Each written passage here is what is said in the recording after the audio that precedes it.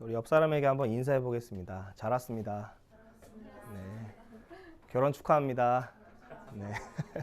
오늘 저희 고향 친구가 왔어요. 네, 그래서 같이 예배 드립니다. 우리 제목 읽고 하나님 말씀 나누겠습니다. 시작. 우상 숭배 피하여 하나님만 섬기는 복음의 제사장 되라.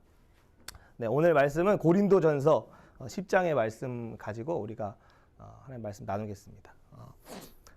사도 바울이 2차 전도 여행 때 이 마게도냐 지역과 아가야 지역을 특별히 다녔고 이 고린도라고 하는 지역을 갔어요. 오늘로 이야기하면 그리스이고 아덴은 아테네예요. 그러니까 철학이 발달한 그 도시에 바울이 1년 반 동안 복음을 전하고 지금 에베소라는 지역에서 3년 동안 이제 말씀 사역을 하면서 고린도 교회 문제를 듣고 답을 써서 보낸 성경이 바로 고린도 전서예요.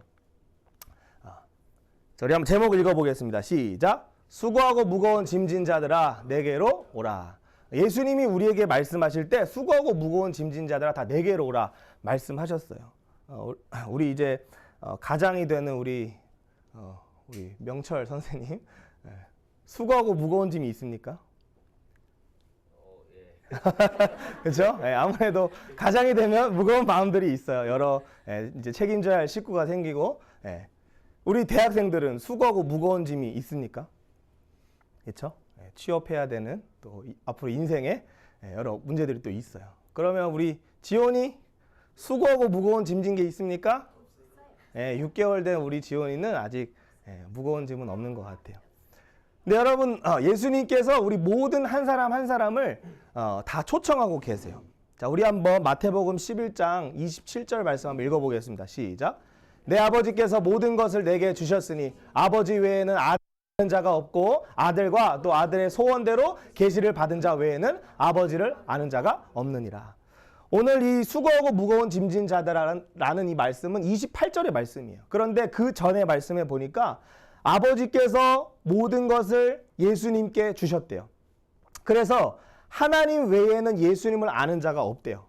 그리고 아들이신 예수님과 예수님께 계시를 받은 자 외에는 하나님을 아는 자가 없다는 거예요.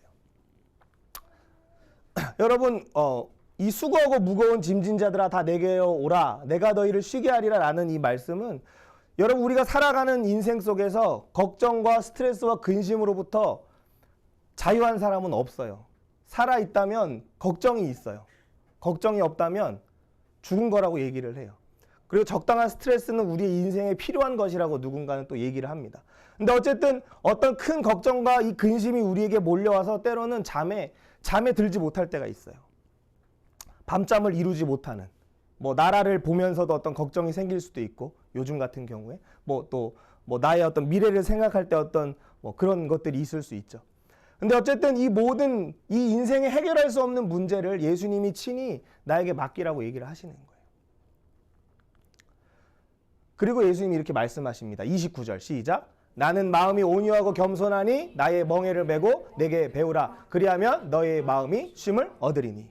우리 옆 사람한테 한번 물어봅시다. 당신은 마음이 쉬고 있습니까? 여러분 우리가 설 연휴 때 이제 고향에 가고 또 여행도 가고 요즘 그렇게 하고 있어요. 그런데 여러분 우리가 여행에 가면 정말 우리의 마음이 쉼을 얻습니까? 어때요? 돌아오면 여행 끝나고 돌아오고 일요일이 끝나고 월요일이 되면 여러분 마음이 어때요? 다시 무거워지잖아요. 그렇죠? 근데 예수님이 말씀하시는 건 뭐예요? 예수님께 배우래요. 뭘 배워요?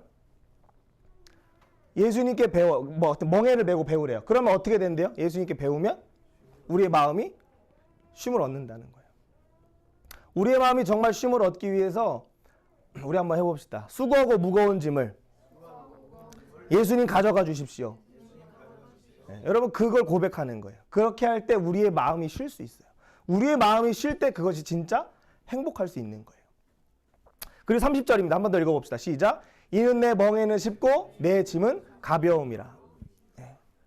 여러분 요즘은 초등학생들도 가방을 하나씩 다 메고 다녀요. 학교 갈 때는 책가방 메고 주말에는 축구 가방을 메요. 맨날 공을 뒤에 짊어지고 애들이 운동장으로 갑니다. 그런데 여러분 우리의 이 가방은 또 학교 공부하랴 하여튼 하면은 우리 짐이 많은데 예수님은 예수님의 짐은 어떻대요? 예수님의 짐은 어떻대요? 무겁다, 가볍다? 가볍대요. 우리의 짐을 벗어버리고 누구의 짐을 매야 돼요, 우리가? 예수님의 짐을 우리가 매야 돼요. 그러면 우리의 마음이 쉼을 얻고, 그러면 우리가 인생이 어렵지 않다는 거예요. 우리 한번 옆 사람에게 축복해 봅시다. 예수님의 짐을 매십시오. 당신을 자유하게 할 것입니다. 네, 그래요. 우리가 인생의 염려 내가 하지 않고 내 염려를 누가 하게 해야 합니까? 우리 남편이 근심하지 않고 남편의 근심을 누가 대신해야 될까요? 아내가 하는 게 아니고 예수님이 하게 하시는 거예요. 그러면 남편의 그 고민을 예수님께 가져가기 위해서 어떻게 해야 될까요? 아내 된 우리 예비 신부. 예수님의 이름으로 기도하는 거예요. 예수님의 이름으로 기도하면 남편의 모든 무거운 짐을 예수님이 가져가시는 거예요. 그 안에서 자유를 누리시기를 바랍니다. 자, 우리 한번 제목 읽어봅시다. 시작. 이 언약은 곧 우리와 세우신 것이라. 오늘 사도 바울은 이 10가지 문제가 있었어요. 분쟁과 음행과 법정 송사, 결혼, 우상제물, 사도 권리, 여자가 수건을 쓰는 문제, 식사 그리고 성찬의 문제, 은사와 방언의 문제, 몸의 부활의 문제, 10가지 문제가 있었어요. 그런데 그 중에서 우상제물을 얘기하는 8장과 그리고 여기 이제 9장이고 11장인데 10장의 내용이 오늘 말씀인데, 우상숭배를 피하라라는 그 제목으로 바울이 지금 말씀을 하는 거예요. 우리 10장 1절 한번 읽어보겠습니다. 시작. 형제들아, 나는 너희가 알지 못하기를 원하지 아니하노니 우리 조상들이 다 구름 아래에 있고 바다 가운데로 지나며. 자, 여기서 한번 질문을 드려볼게요. 우리 명철 선생님에게. 우리 조상들, 여기서 얘기하는 우리는 유대인이겠죠. 유대인의 조상들이 다 구름 아래에 있고 바다 가운데 지나는 사건이 있었어요. 구약에 보면 창세기, 출애굽기, 레위기, 민수기, 신명기 안에 있습니다. 어디 성경에 이 말씀이 나올까요? 그렇죠. 역시 목사님하고는 달라. 자, 이스라엘의 조상들, 당시에 출애굽한 1세대들이 구름 아래에 있고 어디를 지난대요? 바다를 지난다 그래요. 성경에서 얘기하는 이 바다는 죽음을 얘기할 때가 있어요. 죽음의 문제가 우리 앞에 다가올 때가 있죠. 뒤에는 누가 쫓아옵니까? 이 이스라엘 백성 뒤에? 명철 선생님, 누가 쫓아와요? 네. 애국 군대들이 쫓아오잖아요. 그러니까 앞으로는 길이 없고 양옆으로도 바다니까 도망갈 수 없고 뒤에는 적군이 쫓아오는 사방이 막혀 있을 때 하나님이 모세를 통해서 어떻게 하셨어요? 그렇죠? 하나님 지팡이를 들고 하나님 큰 구원을 보라 그러니까 어떻게 됐어요? 바다가 갈라졌다 그랬어요. 바람이 동풍이 불어서 양쪽으로 벽이 생겨서 그 바다 가운데로 지났다라고 얘기를 해요. 그리고 2절입니다. 한번 읽어봅시다. 모세에게 속하여 다 구름과 바다에서 세례를 받고. 이 홍해, 모세의 기적이라고 하는 이 사건을 통해서 이 이스라엘 백성은 다 건너갔죠. 근데 애굽의 군대들은 어떻게 됐습니까? 쫓아오다가 이스라엘 백성들이 다 나오니까 그 바람이 멈추고 바다가 그들을 삼켰어요. 그런데 이 사건을 이 고린도전서 10장 2절에서 뭐라 그래요? 구름과 바다에서 뭘 받았대요? 세례를 받았다는 거예요. 세례를 받는다는 건 뭘까요? 여러분, 세례를 받는 게 뭐예요? 네. 자, 이 바다를 지나는 것이 마치 세례를 받는 거라고 얘기를 해요. 우리 작년 11월에 우리 제 아들, 우리 지원이도 유아 세례를 받았어요. 유아 세례를 받을 때 머리에다가 뭘 이렇게 얹어요? 뭘 끼얹잖아요. 그렇죠? 물을 끼얹잖아요. 그렇죠? 그 물을 끼얹는 의미가 뭘까요? 그렇죠? 말 빨리 해야 되겠죠? 자, 우리 한번 로마서 6장 10절 시작. 너희도 너희 자신을 죄에 대하여 죽은 자요 그리스도 예수 안에서 하나님께 대하여는 살아있는 자로 여길지어다. 뭐에 대하여 죽었대요? 그러니까 이 바다에 잠겨서 죽는 건 뭐예요? 죄예요. 그러면 건진받은 이스라엘 백성들은 이제는 살았잖아요. 뭐에 대해 산 거예요? 예수 안에서 하나님께 대하여 산 거예요. 여러분 세례 받았습니까? 우리 명철 선생님 우리 세례 받았어요? 아직 안 받았어요. 네. 자, 그럼 우리 명철 선생님은 이제 죄에 대하여 죽은 자네요. 그렇죠? 그럼 욕심도 없고 세상에 어떤 갖고 싶은 탐심도 없고 이 세상에 뭔가 필요 없잖아요, 이제. 맞아요? 아닌 것 같아요. 문제가 있어. 우리가 근데 알아야 되는 건 뭐예요? 세례라는 것은 예수님과 결혼을 하는 거예요. 우리가 예수님의 신부가 되는 거예요. 저도 예수님의 신부가 되는 거예요. 육체적으로 되는 게 아니고 영적으로 되는 건데, 그러면 나는 예수님의 신부가 돼요. 그러면 이전에 내가 사랑했던 죄를 어떻게 해야 돼요? 버려야 돼요. 우리 명철쌤이 결혼을 했는데 다른 여자를 사랑하면 돼요, 안 돼요? 쳐죽여야 돼요. 그건 쳐죽여야 돼. 에? 쳐다도 보면 안 돼, 앞으로. 쳐다도 봐도 되지. 어쨌든 그런 것처럼 우리가 예수님과 세례한다는 건 결혼한다는 건데, 예수님과 세례된 자는 죄를 더 이상 사랑하면 됩니까? 안 됩니까? 안 된다는 거예요. 그러면 이제는 누구 안에서만 살아있어요, 우리는? 예수님 안에서 하나님께 대하여만 살아있는 거예요. 그러니까 죄가 나를 유혹하죠. 뭐 조금 더 가져라, 남을 짓밟아라, 뭐 그런 세상의 말들이 들려올 때 어떻게 해야 돼요? 죽은 자니까 그 말에 반응을 하면 돼요, 안 돼요? 안 되는 거예요. 근데 하나님 우리에게 말씀하세요. 너가 섬겨라. 너가 죽어라. 너가 다른 사람을 위해 희생해라.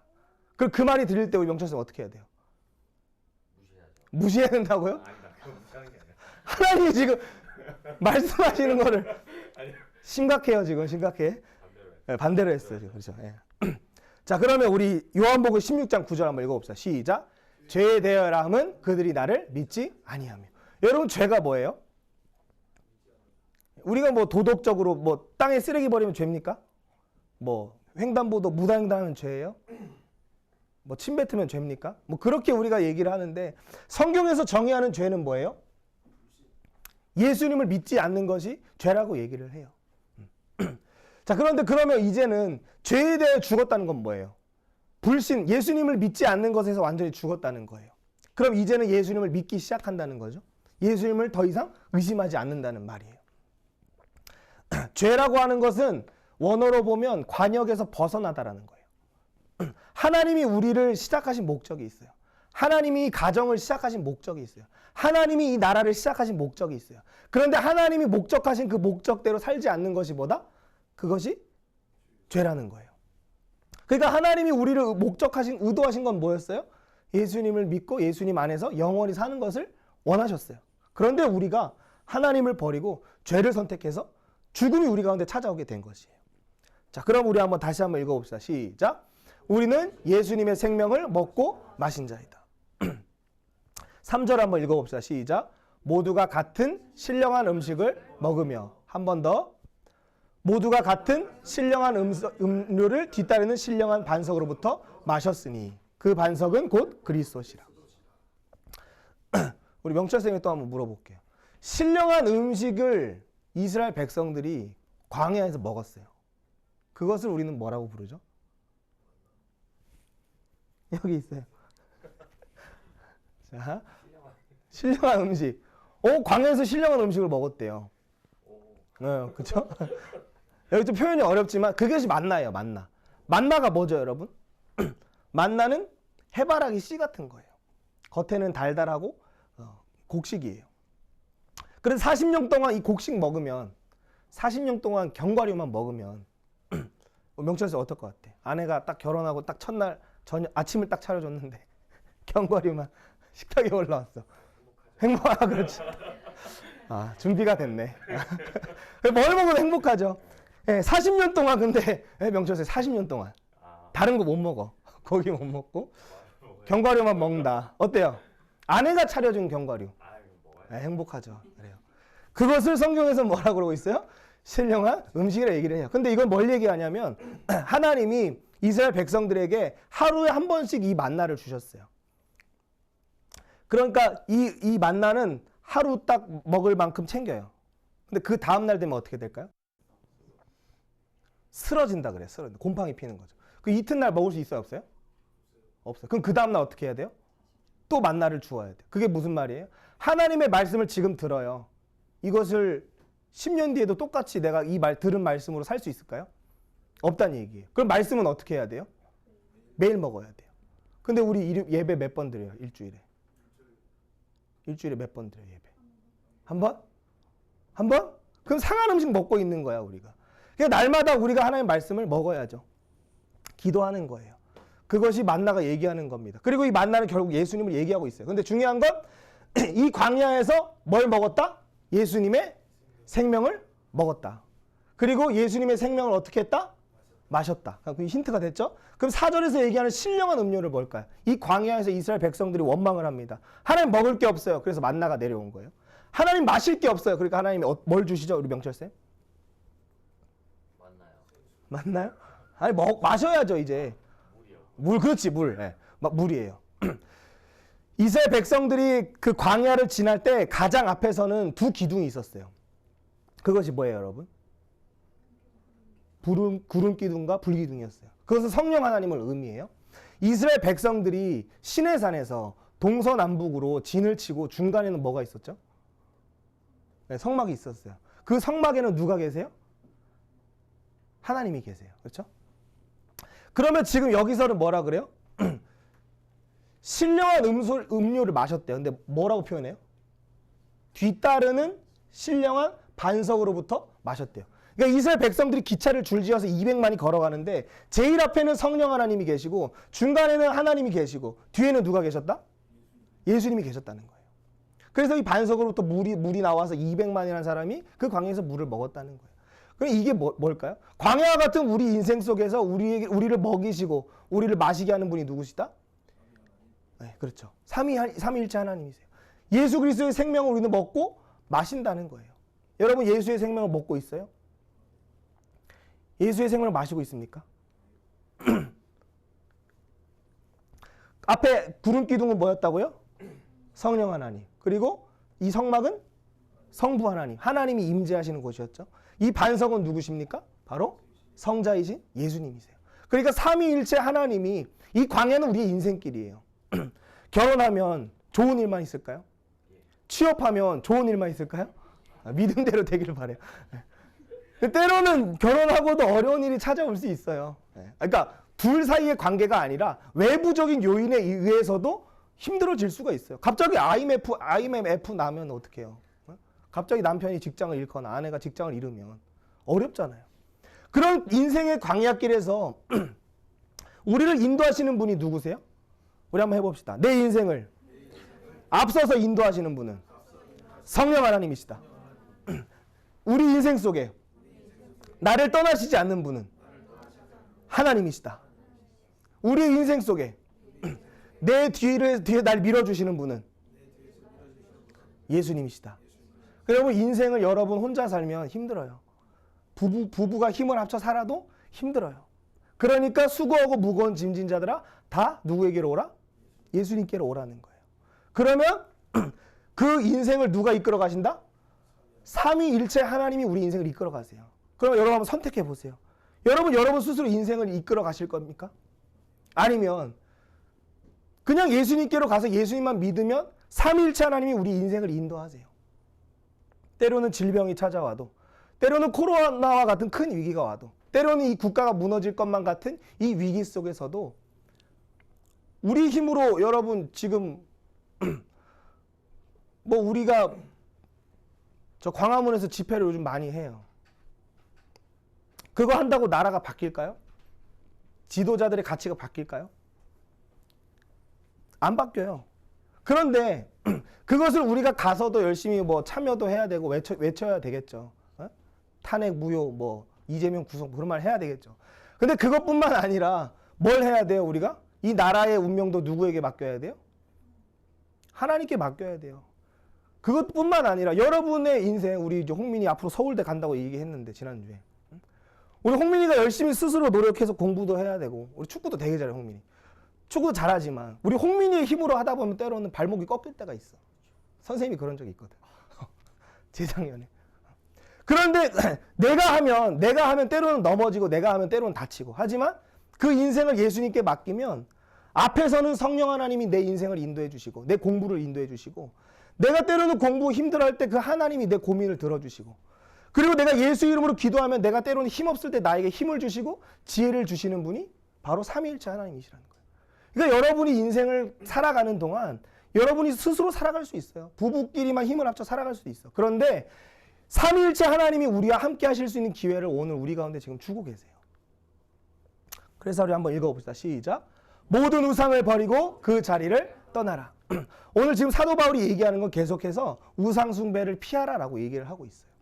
그 당시의 사람들은요, 우상에게 바쳐진 닭고기, 우상에게 바쳐진 뭐 고기들이 시장에 팔렸어요. 엄청 싸게. 그러니까 돈 없는 사람들은 뭘 사 먹어요? 비싼 프라닭 치킨 못 먹고 시장에서 파는 5,000원짜리 닭강정을 사 먹었단 말이에요.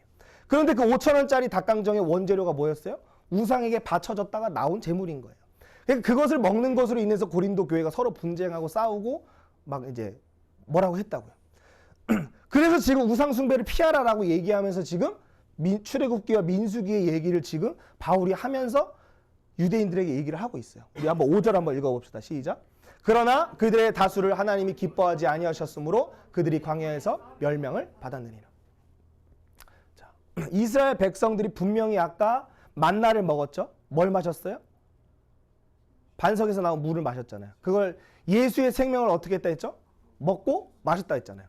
예수의 생명을 먹고 마신 자들이 아까 4절까지 내용이에요. 근데 5절에서 보니까 그 마신 자들의 다수를 하나님이 어떻게 하셨대요? 기뻐하지 아니하셨대요. 그 결과는요? 그들이 광야에서 죽었대요.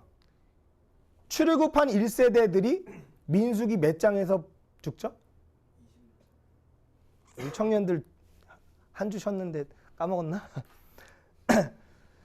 자, 민수기 21장에서 불뱀에 의해서 죽잖아요. 그 내용이 또 나오는데. 자, 출애굽기에서 이스라엘 백성들이 시내산에 모였어요. 모세가 시내산에 올라갔어요. 40일 동안 내려오지 않아요. 지도자가 내려오지 않으니까 그 밑에 있던 이스라엘 백성들이 어떻게 합니까? 뭘 만들어요? 뭘 만들었어, 홍민아? 다 금 가져와봐 해갖고 금을 팔팔팔 끓여갖고 딱 만들어서 뭘 만들어요? 금송아지만. 그리고 뭐라 그래요? 이 금송아지에게? 이 송아지는 너희를 인도하신 너희의 여호와다. 그것이 뭐예요? 그걸 우리는 뭐라 불러요? 우상숭배라고 부르잖아요. 하나님 외에 다른 형상을 만드는 것.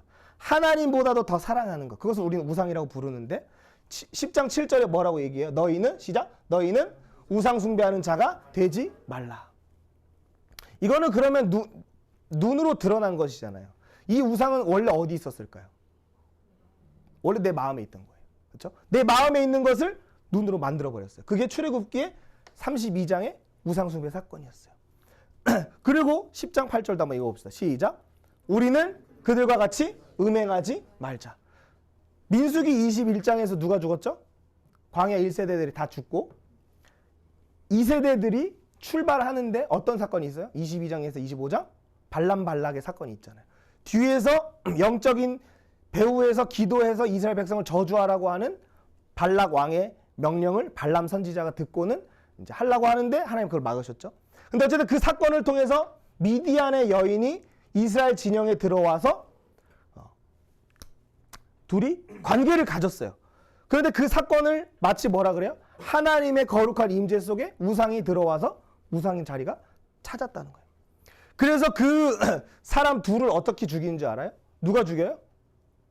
제사장 비느하스가 창을 가지고 그들의 배를 찔러서 땅에 꽂아서 죽여버려요. 그러면 이 사건이 우리에게 얘기하는 것은 뭐예요? 눈에 드러나는 이 우상과 이건 어디에 있는 우상일까요? 눈에 드러나는 게 아니라 마음속에 있는 우상이에요. 외부의 우상과 내부의 우상을 어떻게 하라? 제거하라, 없애버려라. 그 우상을 버리고 그 우상의 자리에서 떠나라 라고 얘기하시는 거예요. 우리 인생길을 광야의 40년이라고 이야기를 38년이지만 정확히 40년이라고 한다면 그 광야의 40년 민수기 11장부터 21장까지의 문제는 세 가지로 요약했어요. 우리 청년들 공부했으니까. 어떤 문제였어요? 탐욕. 그렇지. 두 번째 그건. 첫 번째. 원망. 그렇지. 또. 원망, 탐욕. 대적하는 문제. 자, 9절과 10절 한번 읽어봅시다. 시작. 주를 시험하다가 뱀에게 멸망하였나니 너희는 그들과 같이 원망하지. 분명히 예수의 생명을 먹고 마신 사람들이 분명히 예수의 생명을 먹었어요. 분명히 예수의 생명을 마셨어요. 우리 커피를 지금 먹는 것처럼. 그런데 하나님이 그들을 기뻐하지 않으셨다 그래요. 그래서 그들이 광야에서 멸망을 받았어요. 근데 그 멸망받은 이유를 세 가지를 보니까 그 멸망은 어떻게 당했어요? 뱀에게 멸망당했잖아요. 민수기 21장 지금 얘기하고 있는 거예요. 그러니까 너희는 뭐 하지 말라? 우리 한번 해봅시다. 원망하지 말라. 우상 숭배하는 자가 되지 말라. 음행하지 말라. 세 가지예요. 근데 이것을 다시 얘기하면 다시 한번 합니다. 원망하지 말자. 욕심 갖지 말자. 하나님을 대적하지 말자. 이 세 가지 문제가 결국 우리가 빠지는 문제예요. 여러분 옛날에 우리 명청생이랑 저랑 게임을 참 많이 했는데 하다가 보면 뭐 누가 캐릭터가 죽을 수가 있죠. 그러면 그때 캐릭터가 죽으면 누구 잘못이에요? 자기 잘못이죠. 근데 그 캐릭터가 죽으면 꼭 친구 있으면 누굴 탓해요? 친구 탓을 하는 거야. 네가 잘못했네 하는 거죠. 그 뭐죠? 그 크레이지 아케이드 그 물풍선하는 거 있잖아요. 그거 옛날에 많이 했었는데 어쨌든 저는 게임을 잘 못했어요. 근데 어쨌든 우리 안에는 그 원망하는 습성들이 우리 안에 있어. 여러분 또 그리고 우리가 살아가다 보면 두 번째 탐욕의 문제는 우리 안에 어떻게 나타나요? 여러분 욕심이 없어요? 여러분 이 세상에 관심이 없습니까? 이 세상의 권력과 이 세상의 어떤 돈과 이 세상의 명예와 이 세상의 부와 귀와 영광과 여러분 관심 없어요? 관심 없는 사람 손. 나 서울대 안 가도 돼요. 나 그런 이름 필요 없어요. 우리가 다 그게 관심이 있다고. 그러니까 탐욕으로부터 자유할 수 있는 사람은 아무도 없어요. 그런데 여기서 얘기하는 건 뭐예요?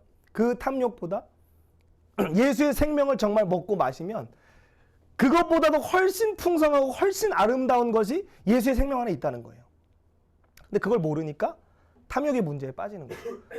근데 여러분 우리가 기억해야 되는 건 이 광야의 세 가지 문제에 넘어진 자들은 예수의 생명을 먹었었고 마셨던 사람이에요. 그러니까 교회를 다니는 사람이라고요. 예수님을 믿는 사람이라고요. 그런데 예수님을 믿지만 그 안에 여전히 욕심이 자리 잡고 있어요. 예수님을 믿지만 여전히 원망하고 있어요. 여러분 코로나 터졌을 때 누구 원망 안 해봤어요? 원망했어요?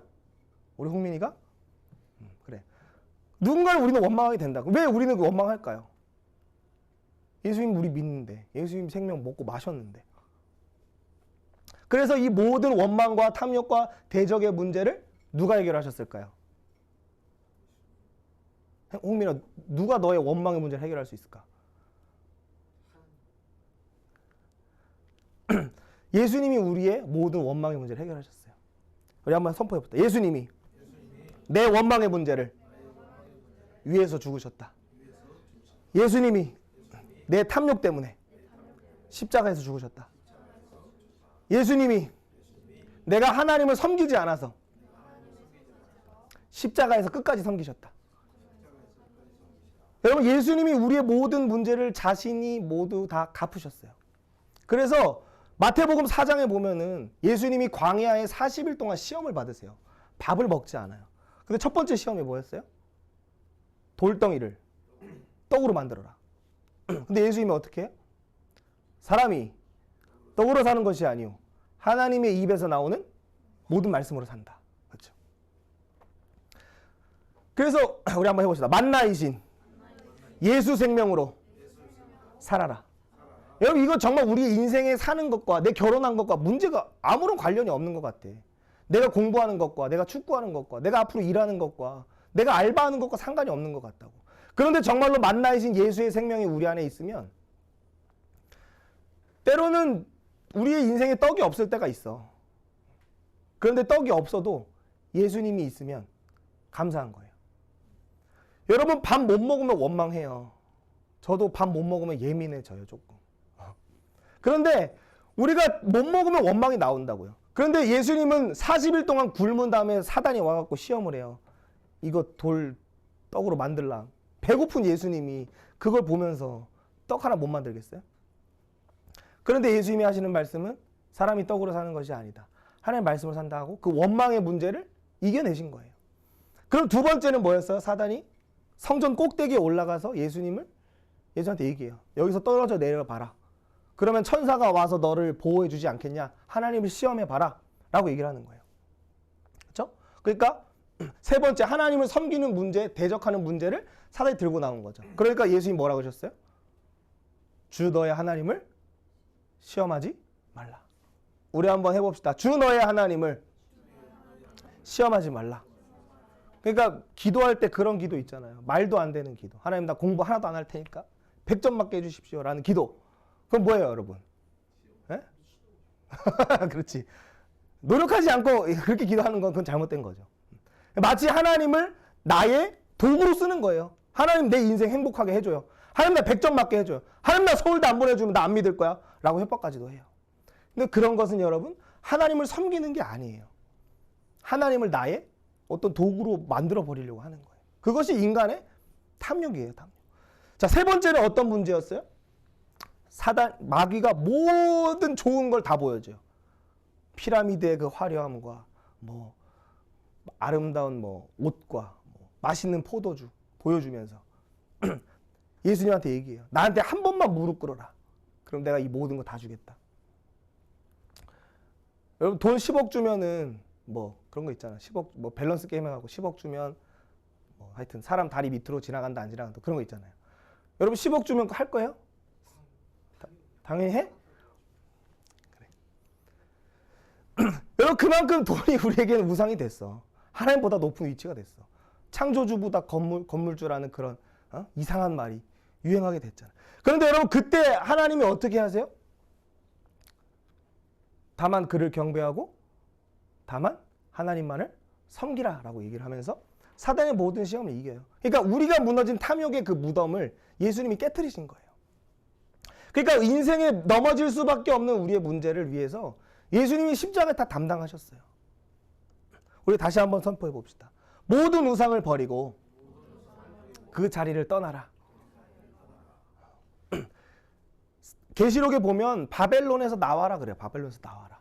그 바벨론이 멸망을 받는데요 앞으로. 근데 그 바벨론 안에 있으면 그 바벨론 멸망받을 때 함께 멸망한대요. 여러분 예수님이 마지막 다시 오실 때는 구원하지 않으시고 그때는 심판하세요.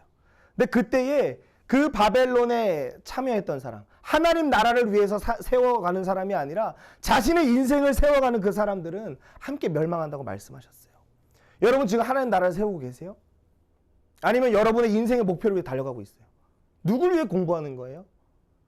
누굴 위해서 여러분 열심히 하는 겁니까? 우리 한번 해봅시다. 예배 드릴 때 내 탐심이 죽고 하나님을 섬기게 된다.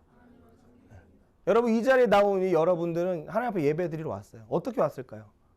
세상에 돈 버는 게 뭐 너무 쉬워서 여기 와서 이렇게 여유롭게 앉아 있는 건가요? 아니에요. 공부할 시간이 없는데도 이 자리에 나와서 예배하는 거예요. 우리 홍민이 같은 경우는 지금 당장 나가면 축구할 애들 엄청 많지만 그거 버리고 여기 오는 거예요. 여러분이 하나님 앞에 예배하러 왔어요. 그러면 그 다음에 여러분 안에서 하나님은 어떤 일을 하세요? 우리 안에 있는 원망과 탐욕과 대적의 문제를 없애주시는 거예요. 예수님이 십자가에 죽으셔서 우리의 모든 죄를 다 해결하신 것처럼 나의 탐심을 예수님이 대신 지고 가셨어요. 그럼 그 다음은 어떻게 우리의 삶이 나타나요? 누구를 섬기게 돼요? 하나님을 섬기게 돼요. 모든 나의 우선순위가 하나님 중심으로 가는 거예요. 그래서 사도 바울은 그것을 9장에서 자기를 이렇게 표현해요. 9장 27절 시작. 내가 내 몸을 쳐 복종하게 함을. 여러분 자기 얼굴 한번 쳐보세요. 쳐보세요. 자기 얼굴. 자기 팔 쳐도 돼요. 아파요 안 아파요? 안 아프게 때렸죠? 근데 지금 바울이 얘기하는 건 자학했다는 얘기일까요? 그게 아니에요. 내 안에 원망이 올라오는 것, 내 안에 탐심이 올라오는 것, 내 안에 하나님을 대적하는 마음이 올라오는 것을 십자가에 완전히 죽여버렸다는 거예요. 우리 한번 해봅시다. 나는 죽고 예수님이 삽니다. 내 원망은 죽고 감사가 나옵니다. 내 탐심은 죽고 예수의 영광이 나타납니다. 여러분 그것이 우리 안에서 나타나는 거예요. 예레미야 1장 10절에 보면 뭐라고 합니까? 우리 파란색 빨간색 글씨 읽어봅시다. 시작. 뽑고 파괴하고 파멸하며 넘어뜨리며 건설하며 심게 하였느니라. 여러분 우리가 예수님을 믿는다는 것은 예수님을 어떻게 믿어요 우리가? 예수님 나 믿어요 하면 딱 믿을 수 있어요? 그 전에 과정이 하나가 있다 그랬잖아요. 코끼리를 냉장고에 집어넣는 방법. 우리 우리 명철 와이프 되시는 분. 코끼리를 냉장고에 집어넣는 방법은 뭐예요? 몰라요? 냉장고의 문을 연다. 그 다음에 코끼리를 집어넣는다. 그 다음에 냉장고 문을 닫는다. 자, 그럼 다음 문제. 기린을 냉장고에 넣는 방법은 뭐예요? 냉장고 문을 연다. 코끼리를 뺀다. 기린을 넣는다. 문을 닫는다. 아니, 우스운 얘기를 하려고 하는 게 아니라 우리 안에 예수님이 들어오시려면 어떻게 해야 될까요? 내 마음의 문을 연다. 그 다음에 내 안에 있는 우상을 뺀다. 그 다음에 예수님이 들어오신다. 그 다음에 문을 잠가버리고 다른 것이 못 들어오게 막아버려야죠. 그런 것처럼 여러분, 우리 안에 있는 우상, 우리 안에 있는 원망 뽑아버려야 돼요. 내 안에 있는 탐심, 내 안에 이 세상에서 뭔가 하나 해보겠다는 그 탐욕의 마음, 내가 높아지려고 하는 마음, 내가 하나님이 되려고 하는 그 마음을 파괴시켜버려야 돼요. 파멸해버려야 돼. 넘어뜨려버려야 돼요.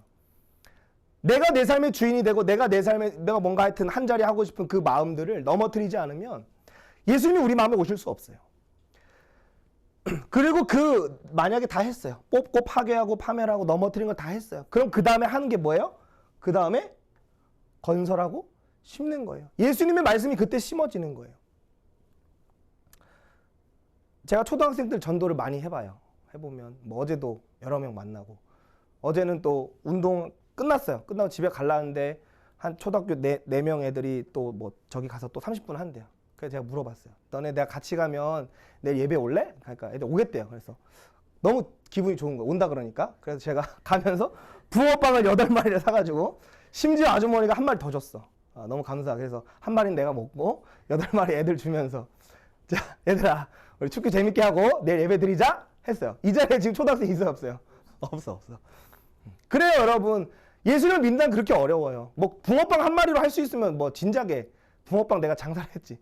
그걸로 할 수 없어요. 그런데 중요한 건 그 예수 그리스도를 전하기 위해서 그들 안에 있는 우상을 뽑아버려야 돼요. 우리 안에 있는 탐심을 없애버려야 돼요. 그럴 때 우리 안에 하나님 나라가 건설되고 심어지는 거예요. 여러분 안에는 이제 예수님이 자리 잡으셨어요? 네? 그럼 여러분 여전히 예수님을 모르고 여전히 예수님이 그 마음속에 없는 사람들에게 우리가 어떻게 해야 될까요? 그들의 마음의 문을 열고 그들 안에 우상을 빼내고 예수님을 집어넣고 그들의 마음을 닫아줘야겠죠. 그렇죠? 그렇다고 우리가 수술할 수 있는 게 아니잖아요. 그럼 어떻게 사람들의 마음의 문을 열 수 있을까요? 우리 홍민이 어떻게 하면 친구에게 하나님 사랑을 전해줄 수 있을까요? 교회로 꼬드겨서. 그렇지. 붕어빵 사주고 같이 축구해주고. 그러니까 우리 축구하는 목적은 우리가 잘하려고 하는 게 아니야. 우리가 드러나고 우리가 주인공이 되는 게 아니야. 나랑 하면 저 친구가 재밌으니까 나랑 하고 싶게 만드는 거야. 그리고 내가 예배 때문에 못 가고 이제 교회 오게 하는 거야. 그렇게 하는 거예요. 우리 한번 읽어봅시다. 시작. 예수 생명을 먹고 마시고 그 안에 거하고 나누라. 우리 한 번 더. 예수 생명을 먹고 마시고 그 안에 거하고 나누라. 여러분 우리가 그 예수의 생명을 먹어야 돼요. 그것을 마셔야 돼요. 예수님 안에 있어야 돼요. 그럴 때 우리 안에서 자연스럽게 잔이 넘치는 것처럼 흘러나오게 될 거예요. 우리 옆 사람을 한번 축복해 봅시다. 복음의 제사장으로 살라. 서로 바라보고 하세요. 시작. 복음의 제사장으로 살라. 여러분 바울이 계속 얘기를 하는데 뭐라고 얘기하냐면 하여튼 내가 복음을 전하는데 장애가 없게 하려고 난 행동한다라고 계속 얘기를 해요. 그리고 22절은 뭐라 그래요? 내가 약한 사람에게는 약한 자가 되고 강한 자에게는 내가 강한 자가 된다라고 얘기를 해요. 왜? 여러 모습이 된 것은 아무쪼록 몇 사람이라도 구원하려고 하는 거예요. 바울이 살아가는 삶은요.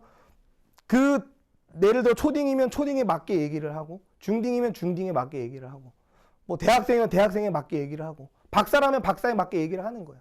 근데 바울이 지식이 많고 적어서 그렇게 하는 게 아니라 뭐 하려고 하는데요, 바울은? 구원하려고 한대요. 구원하려고. 그래 그것이 바로 복음의 제사장이에요. 그리고 우리 10장 29절 한번 읽어봅시다. 시작. 내가 말한 양심은 너희의 것이 아니요 남의 것이니. 여러분의 양심은 누구의 것입니까? 우리 명철쌤의 양심은 누굴 위한 거예요? 네? 아내 거.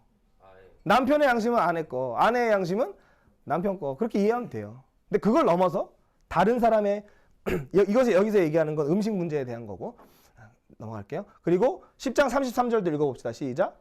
나와 같이 모든 일에 모든 사람을 기쁘게 하여 자신의 유익을 구하지 아니하고 많은 사람의 유익을 구하여 그들로 구원을 받게 하라. 우리 홍민이 어떻게 하면 다른 사람에게 유익을 추구하면서 줄 수 있을까? 그렇지, 몰아주는 거야. 이해되지? 그러니까 여러분, 우리 인생에서 우리의 유익을 위해서 여러분 하지 말고 다른 사람의 유익을 위해서 하는 거. 그걸 우리 세상에서 뭐라 그래요? 호구라 그래요, 호구. 제가 열심히 복음을 초등학생한테 3학년한테 전했어요. 야, 예수님이 우리를 위해서 희생하 죽으셨어. 그러니까 호구네요. 그래, 나한테. 충격을 받았어요. 3년 전의 얘기인데. 근데 여러분, 때로는 세상이 우리에게 호구라고 얘기할 수 있어. 그런데 정말로 내 안에 예수의 생명이 있으면 다른 사람을 구원받기 위해서 남의 유익을 구하는 삶이 복음의 제사장의 삶이에요. 그러니까 제가 여러분한테 복음의 제사장으로 사세요 하는 것은 미안한 말일 수도 있어요. 하지만 정말로 예수의 생명이 우리 안에 있으면 내 인생의 모든 짐을 예수님이 가져가셨기 때문에 내 인생이 자유한 거예요. 욕심으로부터 자유한 거예요. 나의 탐심으로부터 자유한 거예요. 하나님의 사랑을 전하기 위해서만 사는 거예요. 자, 그래서 우리 히브리서 3장 13절, 14절 읽겠습니다. 시작. 오직 오늘이라 일컫는 동안에 매일 피차 권면하며 너희 중에 누구든지 죄의 유혹으로 완고하게 되지 않도록 하라. 우리가 시작할 때 확실한 것을 끝까지 견고히 잡고 있으면 그리스도와 함께 참여한 자가 되리라. 우리 옆 사람 한번 축복해 봅시다. 시작할 때 확실한 것을 끝까지 잡으십시오. 그렇게 하면 예수님과 함께 12보좌에서 심판하게 됩니다. 여러분, 그것이 예수님 안에 있는 놀라운 영광이에요. 우리 이제 기도하는 시간 가질게요. 우리 눈을 감고 잠시 한번 말씀을 생각해 봅시다.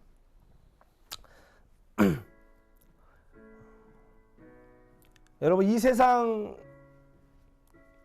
살면 우리가 집에서만 생활하면 괜찮겠지만 이 세상에 나가면 수많은 우상들과 우리를 유혹해서 하나님을 섬기지 않고 뭐 재미있는 여행들, 재미있는 먹을거리들, 하나님을 예배하는 것보다 놀 수 있는 게 너무나 많아요. 그런데 왜 하나님이 우리를 이 자리에 부르셔서 왜 우리에게 이 예수 그리스도의 말씀을 듣게 하실까요? 왜 우상 숭배를 피하라 그러고 왜 하나님을 섬기는 복음의 제사장으로 살라고 하실까요? 여러분 안에 있는 수고하고 무거운 짐이 무엇입니까? 여러분 밤잠 이루지 못하게 하는 여러분의 고민이 무엇입니까? 너무 설레서 잠 못 잘 수도 있겠지만 여러분의 마음에 그 무거운 마음들이 찾아올 때마다 여러분 그것을 어떻게 해결하십니까? 술 먹으면서? 아니면은 맛있는 거 먹으면서? 아니면 수다 떨면서 여러분 해결합니까? 그 모든 짐을 예수님께 맡겨보세요. 예수님 도와주세요. 예수님 내 인생을 인도해 주세요. 내가 이제는 내 배를 섬기지 않고 내 배를 채우기 위해 살지 않고 하나님 영광 위에 살게 해주세요. 여러분 그렇게 한번 기도해 보세요. 그렇게 할 때 여러분을 통해서 놀라운 일을 하나님이 행하실 거예요. 그래서 이 시간 같이 한번 기도할 때 내가 이제까지는 예수님을 몰랐다면 내가 이제는 예수님을 믿고 내 욕심, 내 옛사람은 십자가에 죽고 나는 이제 예수의 생명으로 예수와 함께 살기를 원합니다.